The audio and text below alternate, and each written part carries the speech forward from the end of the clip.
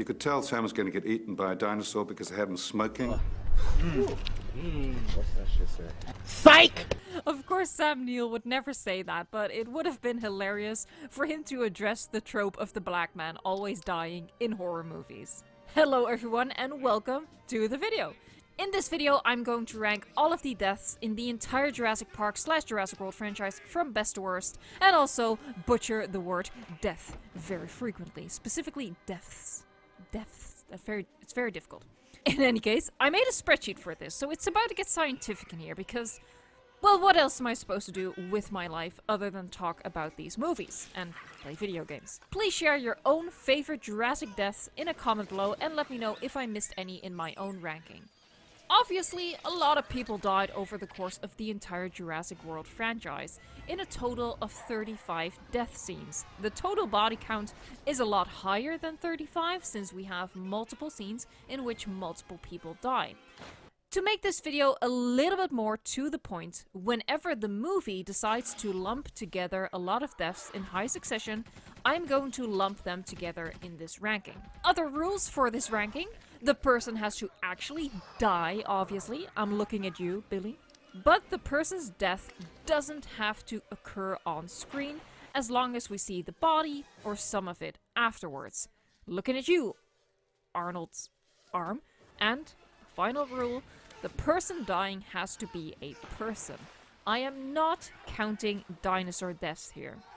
I scored every death on a 10-point scale in 5 different categories. Some deaths will have the exact same score, at which point I rank them based on a gut feeling. But it goes without saying that all points awarded or deducted are based on my own personal preference.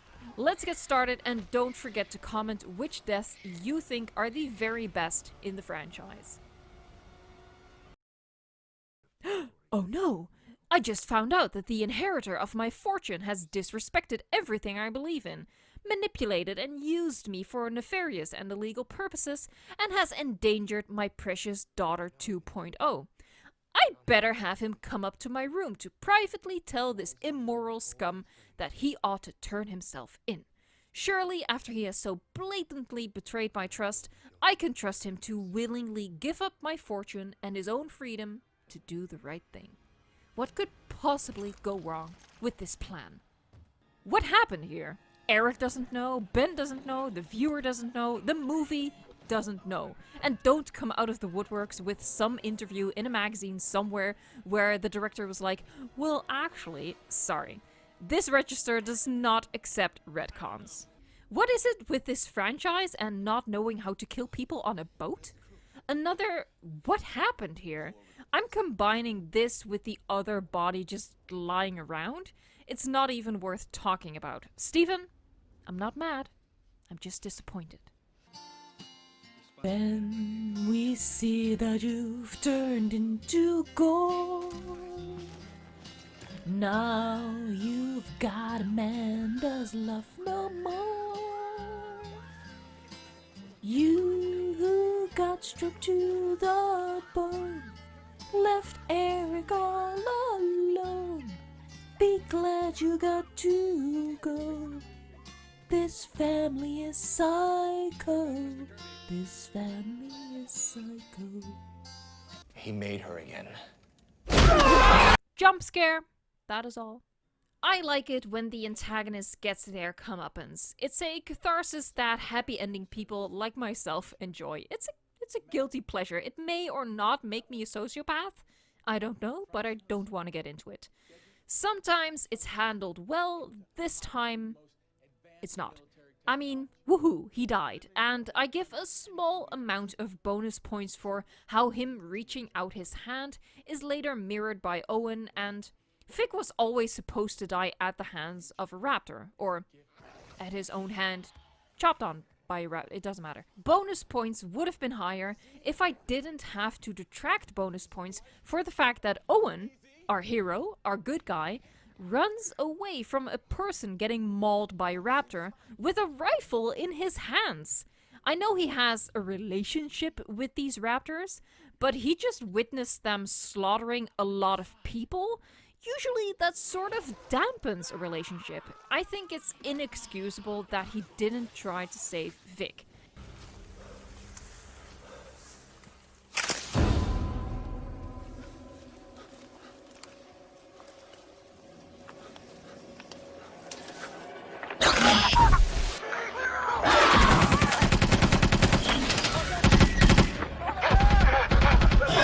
Speaking of the people that were slaughtered, here they are. I have no idea what's going on in this Call of Duty cutscene. I just know I get bored every time I watch it. They took a creative risk here, but it backfired. Okay, imagine this. Imagine if this guy had laid there on the back of the truck with the raptor biting at him. By the way, I really can't tell them apart in more than 2 or 3 of the scenes because the entire movie is blue-toned. Blue. Anyway, imagine that he's lying there on the back of the truck, he's getting clawed at and bitten, and Zach comes forward wanting to help him. But Claire fires up the truck and she drives off, causing the guy to fall to the ground and get left behind. And Zach is visibly distraught and he's shouting, "Stop, we have to save him!" But Claire screams back, "I have to save you!" And that's when Zach looks at his terrified brother and he goes to sit by him and he holds him and comforts him. As it is currently, it's barely a blip on the heart rate monitor. The kids acting, both of them, or maybe it's the director directing the kids acting, really failed to make anything of this death. The movie kinda just makes a mockery of this guy, almost to the point of fat-shaming, but just making him this cartoonish, lazy, dumb, overweight guy who basically single-handedly dooms the park. Now, the part afterwards with the Indom trying to sniff out Owen is pretty tense, but at that point the security guy is already dead, so by definition it is not part of his death scene. At this point, I think the franchise is just actively working on making every character that gets killed either unlikable or bland because they don't dare to kill anyone otherwise. That's the opposite direction of where I think they should have gone with this franchise. Alright, so this is a flannel and cowboy hat wearing paleontologist. Paleontology being one of the more outdoorsy sciences, and his attire certainly suggests he's in touch with nature. Still, this guy is more afraid of a harmless snake than a T-Rex, hence the point deduction. But I do give a small crumb of credit for the shot of him being picked up by the arm and then the waterfall going red. As a kid, seeing the previous tough guy hopelessly beg for his life was pretty powerful. In the eyes of an adult, which I'm told I am, it looks kinda hammy, and the Spino also doesn't look great in its first CGI appearance, but at least it makes you go, whoa, what the hell was that beast? And for better or worse, it sets the entire movie in motion, for which it gets the minimal amount of bonus points. It gets a chuckle out of me, and it's creative, I suppose, but I have to deduct points because it makes no sense that the Doe Rex would just step on him instead of grabbing him and eating him. We see later that getting her jaws around Burke is enough to make her stop going after the others, so in the end a snack is what she wanted, and she had one right there. She could have just picked him out from between her toes or something. We don't actually see Ray Arnold's death, which I like, but that means it scores zeros across the board, except in the bonus category where I gave maximum points for some balance to the universe. Because the scene with Ellie actually gives us terrifying insight into what happened to Ray. Because he probably went through the exact same ordeal, only difference is he didn't escape. But even though they would have shot the scene if not for the hurricane, I'm really glad it's not in the movie. In a tight movie screenplay, having his death precede Ellie's scene would have been redundant and would have taken away from the power of her scene. We don't see much of the Indominus yet, but right away they successfully make it unique by having her pick the guy up instead of just chomping down on him, and it is the first death of the movie, so it kinda gets the movie going. It's okay.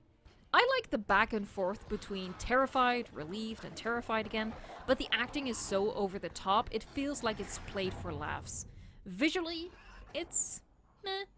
And creatively, they shot themselves in the foot with Eddie's tranq rifle because they ended up having to get to the deaths by the dumbest coincidence ever of the Indoraptor just randomly hitting the panel with its tail, which causes the doors to open, which is also why I'm detracting a point.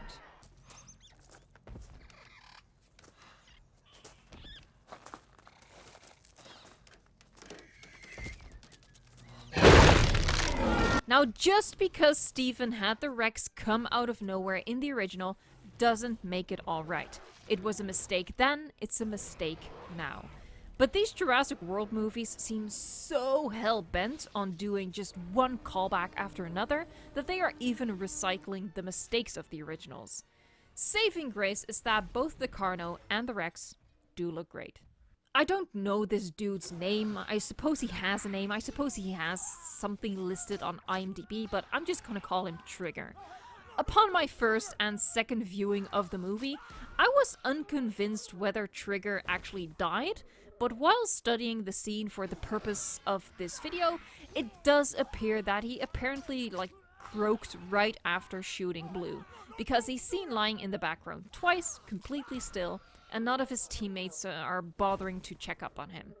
The shot of his face through her claws is pretty traumatizing, and the way she leaps onto Trigger looks great. Tiny bonus points awarded for making Blue a little bit threatening again. For those who don't know, this is a little cameo by David KOEPP, the screenwriter for the movie. He's a good screenwriter. An actor, not so much. The screen that's overlaid here, I don't know if David is doing it himself or if it's something that was added later. It's so cartoonish, and I'm seriously, I'm deducting points just for that.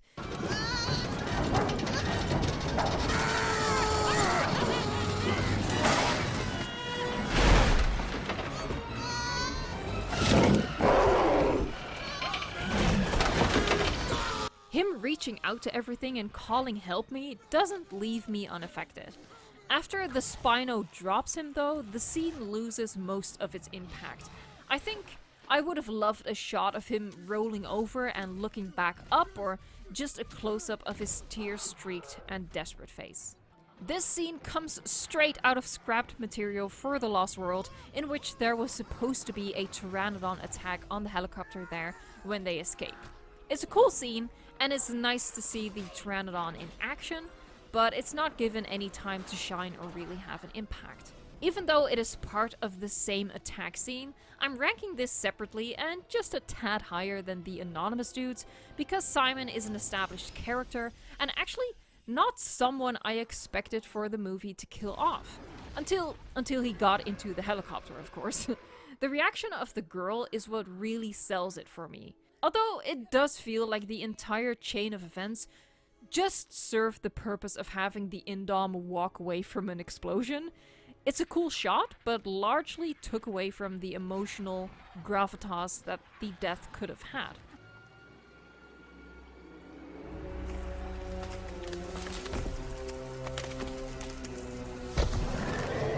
It can camouflage!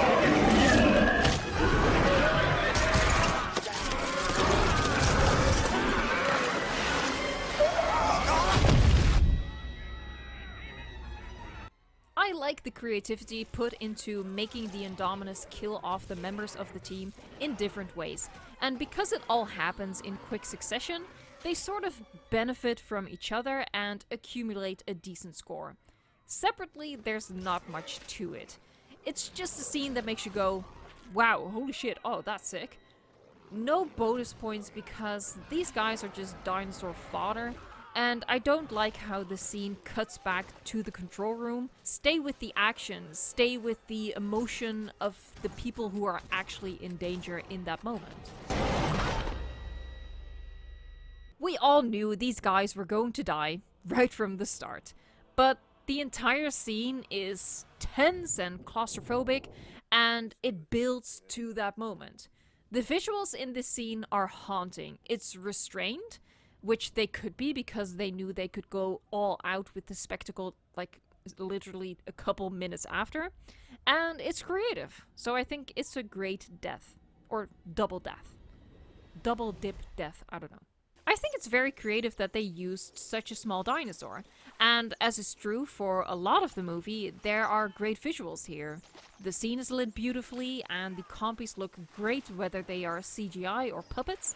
The little lip biting thing is pretty iconic too. I held off on giving any bonus points because it's just so strange that Dieter more or less gives up in the end.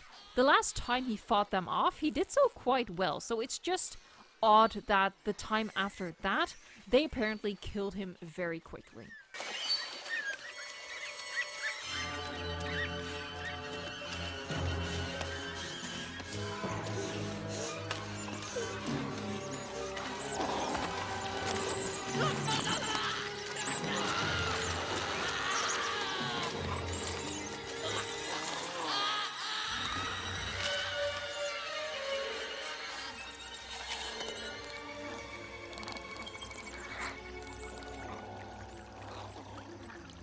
Right off the bat, it is so contrived how this scene came to be, and I have to deduct a point for the Indoraptor actually smirking as he played with his food. That went way too far. That went offensively far. A dinosaur smiling? No, don't give me that. People awkwardly chuckled in the theater when I first went to see this. That's not the kind of reaction I think they were going for. But then the scene makes this drastic turn, and it's gruesome. To see something eat a part of your own body and knowing that it's going to eat all of you next is horrifying. And I think the actor portrays that fear and hopelessness really well. The overhead shot of the Indoraptor lying on the illuminated floor is gorgeous, by the way. And the animatronic enhanced with CGI looks excellent most of the time.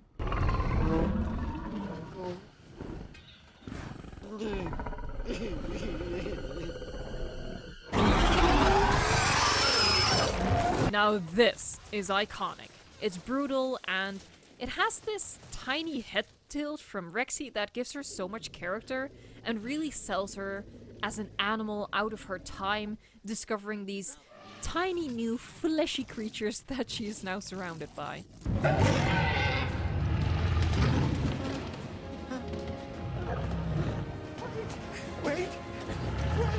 Like I said earlier, it's always good to see the antagonist get his comeuppance, and it's done well here. It scores high on the dinosaur factor, obviously not just because we have two of them, and one of them is the buck T-Rex, but it also really gives the dinosaurs some personality. Only moderate bonus points though, because I think it could have been a little bit more intense, or at least lingered longer. I give the scene a lot of bonus points because I like UDESKY as a wrong place, wrong time character. I sympathize with him. It's a little over the top that the raptors set a trap, but it's definitely creative and the raptors look amazing.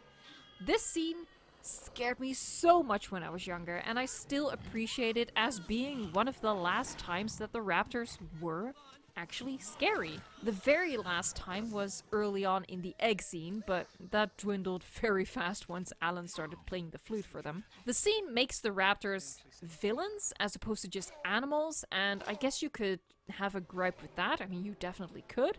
But I like the raptors better as villains than I do as heroes, which the franchise has sort of turned them into. Probably, I'm guessing this is going to be a surprising pick for you to see this so high up on my list, but this death really hooks you into the movie. They did brilliantly without being able to show much of the raptor at all. It also sets the entire plot of the movie and actually the franchise in motion. What gives the death more punch is how it is related to Muldoon. It shows his humanity as he tries to save this other man, and I wish the movie would have dropped a subtle hint later on how this would have affected him. He seems pretty sarcastic and aloof later on when he says they should all be exterminated. There's also a little moment of eye contact between him and the raptor, which is mirrored later for his own death, so there's a nice bit of foreshadowing there. The scene starts humorous, but with an ever-present dread that evolves into a terrifying death. They being Michael, Steven, and Stan Winston, invented the venom-spitting ability and the frill, so as far as dinosaur kills go, it is very creative. And sadly, it is the only time we see a Dilophosaurus, but that means a high score on the dinosaur factor. I didn't go all out with bonus points because the death in the novel is so brutal, and it is kind of a shame that we missed out on that and that we didn't get to see the Dilo as a fully grown larger animal. And I'm also only giving 4 points for the visuals because it's really only the Dilo that looks great. The rest of the visuals are just, they're perfectly serviceable, but kind of uninspired. And that's fine, not every shot needs to be a painting, but I do have to award points accordingly. Holy meatballs, this scene made me nauseous when I first saw it. You can see her hands on the inside of the Mosa's mouth. She's still alive and seeking purchase, trying to clamber her way out of there. I mean, just imagine being in her place, being aware of all of this happening around you, possibly getting swallowed whole. I think it's the most gruesome death in the franchise, and that is sort of counteracted by how picture perfect it all looks on this bright sunny day in crystal clear water, and how the scene overall is played off for the spectacle of it. With the way it is currently shot, I would have preferred this death for a villain.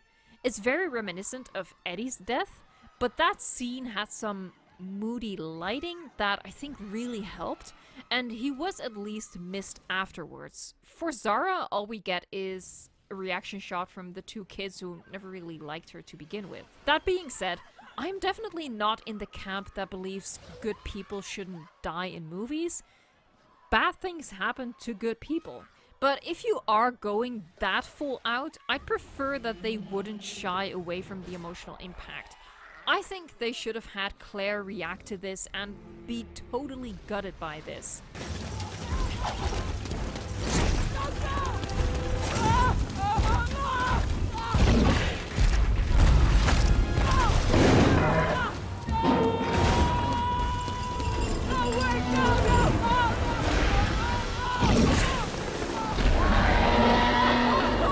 Considering how little time they had for this character, they did manage to make me feel for the dude some way, and at the same time get me excited as a dinosaur lover for the awesome parts that Rexy and the Mosa play.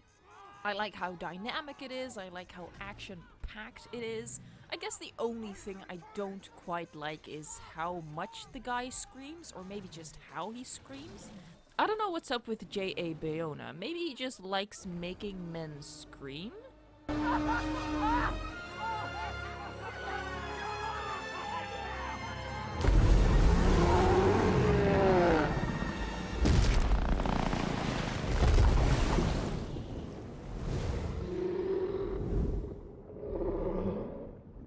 This scene still gives me chills. It's one of my favorite scenes in the franchise overall, which you may have seen in my video narrowing it down to the 10 best scenes. I only give a moderate amount of bonus points because, first of all, the grass is shown to not actually be tall enough to hide the raptors, because of that one guy that screams like a full second before he's attacked, and because there is no one in the group that we care about. I think maybe Owen should have been with them. I know the movie really wants us to care about Ajay, but I personally don't. It's not earned.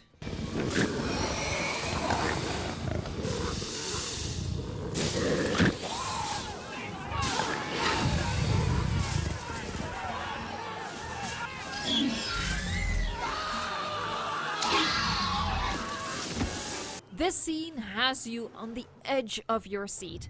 It is so frustrating that he can't get the gun free, which is a positive, by the way, because you really get sucked into it. The shot of the two Rexes approaching is one of the best in the entire franchise. I mean, not one, but two Rexes. How could that be anything other than a maximum score for the dinosaur factor? Seriously. Also, bonus points for Eddie just being a good guy and a reasonably established character, and actually being remembered afterwards instead of instantly forgotten. I feel like this scene is the right blend of spectacle and horror.